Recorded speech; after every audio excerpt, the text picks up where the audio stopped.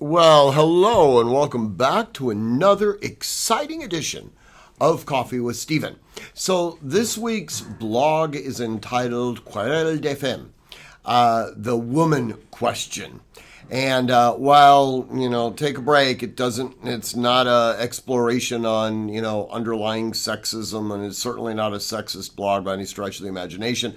It is a riff on a perennial subject, and one that ironically has less to do with about women and more to do about economics and market forces. This is a direct result, interestingly enough, from a tour that I had been on back in New York at the Vanderbilt House.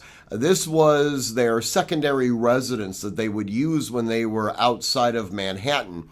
And in the tour, the Department of the Interior tour guide was explaining how after dinner, all of these captains of industry would retire to this one room and discuss how they were going to be mining for minerals and making products and things like that.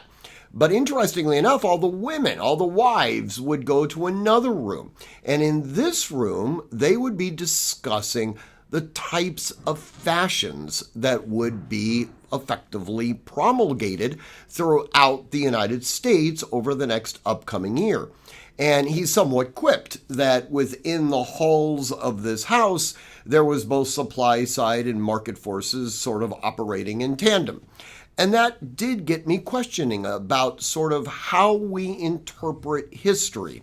And typically speaking, when we do interpret history, we tend to look at it from, to a certain degree, a masculine perspective. To be sure, there's always going to be incidences of famous, strong, powerful women, but they tend to be men, and they tend to be men that are engaged in some form of commercial, military, or political enterprise. That just seems to be the ongoing narrative structure of human history. And this is, to a large degree, something focused exclusively on supply-side economics. After all, it's much more interesting to see how someone develops a ship to transport goods to a foreign land, or it's so much more interesting to see how someone develops a new industrial processes or new products that can be theoretically purchased.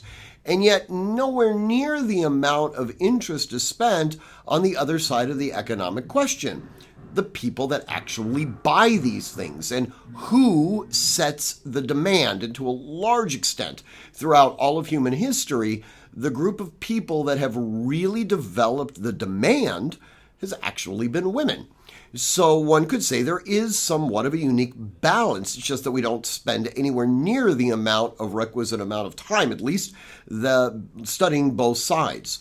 Now, in the blog, I use the, typical literary foil that I oftentimes do of a conversation between myself and the Colonel, where we're discussing these grandiose philosophical principles. Anyways, do hope you enjoy the blog. As always, train constantly, train consistently, train repetitively, and train with purpose. Above all else, stay safe.